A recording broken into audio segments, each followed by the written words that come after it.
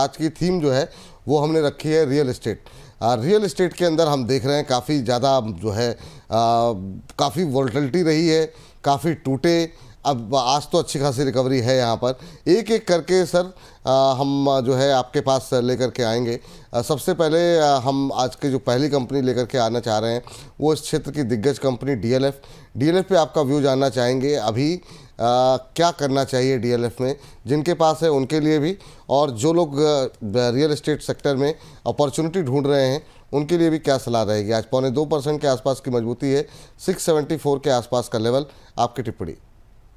देखिए डीएलएफ का ना एक सबसे बड़ा रेसिस्टेंस है 900 का जोन, जो डीएलएफ ने क्रॉस नहीं कर पाया। और एक अभी नीचे आया है, सो नीचे अभी 675 के अराउंड ट्रेडिंग हो रहा है। एक स्टॉप लॉस मेंटेन करना है 635। सो 635 अगर कभी भी ब्रेक होता है तो उस केस में आपको नहीं रहना है। लेकिन डीएलएफ फंडामेंटली बहुत ही स्ट्रांग एंड बढ़िया कंपनी है।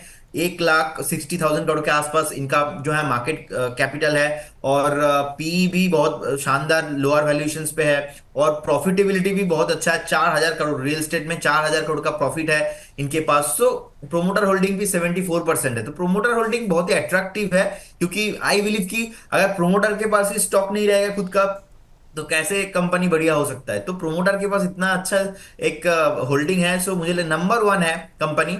देखिए अभी मेरा जो एक डीएलएफ को लेके व्यू है वो 2 4 6 महीने का नहीं है, नेक्स्ट 3 से 4 साल का व्यू है। अगर आपका भी व्यू 3 से 4 साल का है, तब जाके आप अट्रैक्टिव वैल्यूएशन आपको मिल सकता है। मिनिमम आप पकड़ के चलिए 1,000 के ऊपर। अभी 670 चल रहा है। आप मान लीजिए पहला टारगेट तो मैं इसमें देख रहा हूँ 1,000। एंड 1,000 के ऊपर जिस दिन डीएलएफ सस्टेन करने लगेगा ना, आपको 1,500 से 1,600 मिलना बहुत ही इजी बात हो जाएगा। क्योंकि इनका जो बुक वैल्यू है, इनका जो एक वैल्यू कोर सिस्टम है इनका, आप कैश फ्लो देखेंगे बहुत ही जबरदस्त है। बुक वैल्यू देखेंगे 163 है। सो इनका ईपीएस भी देखेंगे, no doubt is a very attractive and good zone. So मुझे लगता है कि जिनके पास है उनको होल्ड करना चाहिए and with A stop loss. और शॉर्ट टर्म पे अगर आप देखते हो कि एक बाइंग अपॉर्चुनिटी अगर आपको लगता है कि नहीं बाय करना चाहिए, मैं जाना चाहता हूं डीएलएफ में, तो मुझे लगता है आप फ्रेश मार्केट जिस दिन करेक्शंस में आएंगे, आपको अगर 630 620 का वैल्यूएशन मिलता है, तो लॉन्ग टाइम के लिए आप इसमें होल्ड कर सकते हो। उसको खरीदारी भी कर सकते हैं 620 630 के आसपास। चलिए अगली कंपनी लेकर के आते हैं, और वह है ओबेरॉय रियल्टी क्षेत्र की एक और दिग्गज कंपनी। यहाँ पर भी काफ़ी लोगों की पोजीशंस हैं ओबेरॉय के अंदर। अभी अगर हम देखें ओबेरॉय रियल्टी आज ऑलमोस्ट फ्लैट ट्रेड करता हुआ 1580 के आसपास का लेवल है। पिछले एक महीने में 4-5% के आसपास की रिकवरी रही है यहाँ पर। आपकी टिप्पणी जानना चाहेंगे। दोनों तरह के निवेशकों के लिए सर आपकी राय क्या होगी। अब देखिए मुझे लगता है कि अच्छा रिटर्न दिया है, तो ऊपर से भी अच्छा खासा करेक्शन हुआ है। अब टॉप से देखेंगे नियर अबाउट करेक्शन हुआ था ऑलमोस्ट 36% के अराउंड। सो अभी ऑलमोस्ट 30% के अराउंड अभी भी टॉप से डाउन है। सो मुझे लगता है कि अगर आपके पास होल्डिंग है, आप होल्ड कीजिए with stop loss of 1470। So 1470 stop loss के साथ आप होल्ड कीजिए। नो डाउट कमिंग फ्यूचर बहुत ही ब्राइट होगा। एंड अब देखेंगे कंपनी डेट फ्री है, और क्वार्टरली जो रिजल्ट भी आया है वो अच्छा आया है। और एक इम्पॉर्टेंट चीज क्या है इसमें, डीएलएफ से थोड़ा कम प्रॉफिट है, 2,580 करोड़ के आसपास प्रॉफिट है। सो नंबर वन तो डीएलएफ है।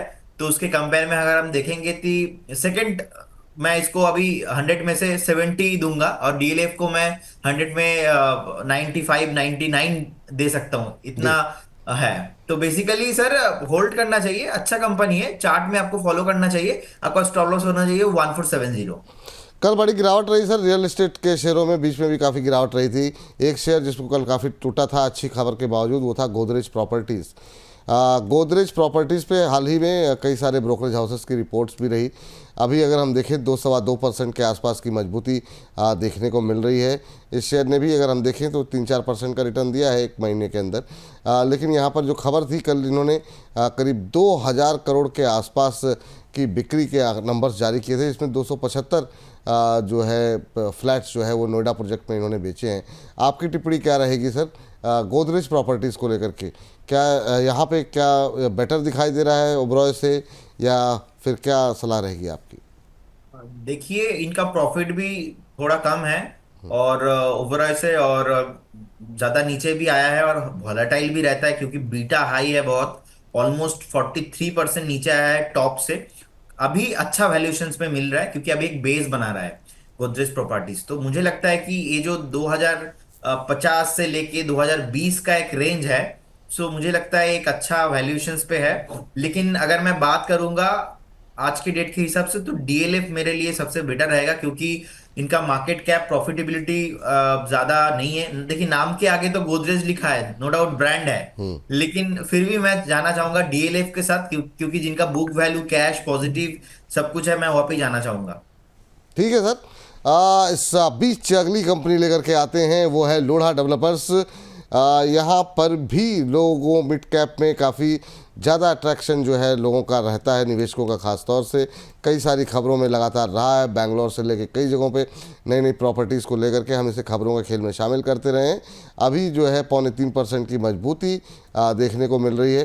करीब 6% के आसपास का रिटर्न पिछले एक महीने में यहाँ पर आता हुआ दिखाई दिया है। करीब 30%। आप कैसे देख रहे हैं सर? पहले जो ये जानना चाहेंगे, नतीजे काफ़ी अच्छे रहे थे इसके तीसरी तिमाही के। सर कौन सा स्टॉक बताया आपने? लोढ़ा डेवलपर्स, मैक्रोटेक डेवलपर्स के नाम से है ये। सामान्य तौर पर लोढ़ा डेवलपर्स के नाम से जाना जाता है। MSE स्क्रीन पर आप देख सकते हैं, 1186 के आसपास ट्रेड करता हुआ अभी मैक्रोटेक डेवलपर्स। ओके, देखिए बेसिकली मैं अगर बेसिकली टेक्निकल पे बात करूंगा, अभी एक ब्रेक डाउनफॉल हुआ था, उसके बाद जो कंसोलिडेशन अभी हो रहा है, सो इसमें ना बहुत ही हाई वॉलेटाइल है। सो हाई वॉलेटाइल होने के चलते स्टॉक में क्या है, बार बार एक बार 10% 5% ऐसे मूवमेंट आ जाता है। सो अब देखेंगे कि इनका जो डेट है, डेट में भी बहुत ज्यादा हो गया, इंक्रीज हो गया, प्रोमोटर होल्डिंग भी डिक्रीज हो गया। सो प्रोमोटर ने अपना ऑलमोस्ट 10% जो स्टेक है वो डिक्रीज किया है। सो कंपनी नो डाउट अच्छा है, अभी अच्छा वैल्यूएशंस पे भी है, लेकिन मुझे लगता है कि इस जोन पे और नीचे जाना चाहिए। अभी 1200 के आसपास ट्रेडिंग हो रहा है, 1190 के आसपास। मुझे लगता है इस अनंत राज इंडस्ट्रीज, मैं चाहूँगा एक टिप्पणी अगर हो जाए। ANT 488 के आसपास अभी ट्रेड करता हुआ, आज ये भी 2.5% के आसपास की मजबूती दिखाता हुआ इंट्राडे हाई पे बिल्कुल है। 2.5% की मजबूती यहाँ पर देखने को मिल रही है। 485 488 का लेवल यहाँ पर देखने को मिल रहा है। कुछ सजेशन रहेगा आपका? सर यहाँ पे बेसिकली एक बेस ऑलरेडी बना लिया है, सो उनको जिनके पास ऑलरेडी है उनको एक फाइनल स्टॉप लॉस मेंटेन करना है, वो है 420 की स्टॉप लॉस के साथ आप इस पर्टिकुलर काउंटर को होल्ड कर सकते हो। क्योंकि हम अगर देखेंगे कि near about all time high था 980 के अराउंड, तो 980 100 1000 से ऑलमोस्ट 50% से ज्यादा अभी नीचे आ गया है। सो आप 420 स्टॉप लॉस मेंटेन कीजिए और इस पर्टिकुलर काउंटर को होल्ड कर सकते हो। लेकिन इतना करेक्शंस हो गया तो डेफिनेटली बाउंस बैक तो यहाँ पे आना चाहिए, और बाउंस बैक के चलते मुझे लगता है एक बार उनको 550 580 तक भाव भी मिलेंगे। तो जिनके पास है उनको होल्ड करना चाहिए अभी। एक कंपनी और सर, ब्रिगेड इंटरप्राइजेज, अगर आप देख सकें हमारे लिए कि वहाँ पर क्या इस समय, क्योंकि ये भी शेयर इंट्राडे हाई पे ट्रेड करता हुआ, ब्रिगेड स्टेट प्रोजेक्ट्स के नाम से है। और माफ़ कीजिएगा, ब्रिगेड के साथ साथ प्रेस्टीज भी मैं चाहूँगा। ब्रिगेड और प्रेस्टीज दो पे पहले अगर आप जिस पे टिप्पणी करना चाहें, फिर हम अपने अगले सेगमेंट की ओर चलते हैं। अभी प्रेस्टीज स्टेट हम देख रहे हैं 1180 के आसपास चल रहा है, आज 4% ऊपर। अभी पहले किस पे टिप्पणी करना चाहेंगे सर? देखिए ब्रिगेड पे अभी जो भाव चल रहा है, मुझे लगता है एक सपोर्ट है ऑलमोस्ट 800 के जोन पे। 800 and 830 is a good valuations पे आया है, और जब आया था उस टाइम पे मुझे लगता है एक अच्छा खासा सपोर्ट लिया है। और लगातार आप वीकली चार्ट भी देखेंगे कि एक बार ना 720 से लेके 750 का जोन पे एक सबसे बड़ा सपोर्ट है। सो मुझे लगता है कि वो ब्रेक नहीं होगा, और अभी जो लास्ट 2018-20 से एक अच्छा मोमेंटम रहा है, ये कंटिन्यू होना चाहिए। और अभी कंसोलिडेशन का टाइम है, थोड़ा 2-4 महीना कंसोलिडेशन करेगा, उसके बाद फिर से भागेगा। ठीक सर, चलिए। और प्रेस्टीज पे सर? फंडामेंटल लेवल पे तो बढ़िया कंपनी है, लेकिन मंथली अगर मैं देखता हूँ, मंथली एक सपोर्ट भी है, वो है ऑलमोस्ट 980 900 के जोन के आसपास। तो इस जोन से मुझे लगता है कि अभी और नीचे आने का एक पॉसिबिलिटीज है। लेकिन देखिए फंडामेंटल अच्छा कंपनी है, 50,000 करोड़ के आसपास मार्केट कैप है, 800 करोड़ के आसपास प्रॉफिट भी है। तो नो डाउट फंडामेंटली अच्छा कंपनी है। इंडस्ट्री पी है आप देखेंगे 30 के अराउंड, लेकिन स्टॉक का पी चल रहा है नियर अबाउट 87, जो कि एक फंडामेंटली ओवरबॉट है। सो जी, इसीलिए मैं यही बोल रहा हूँ कि थोड़ा वेट कर जाइए, एक बार ठीक। नीचे आएंगे तो उस टाइम पे इसको बाई करना है, एवरेज करना है, और जिनके पास है वो होल्ड कर सकते हैं। लेकिन चलिए। फ्रेश बाई इस काउंटर पे इस मोमेंट पे नहीं है।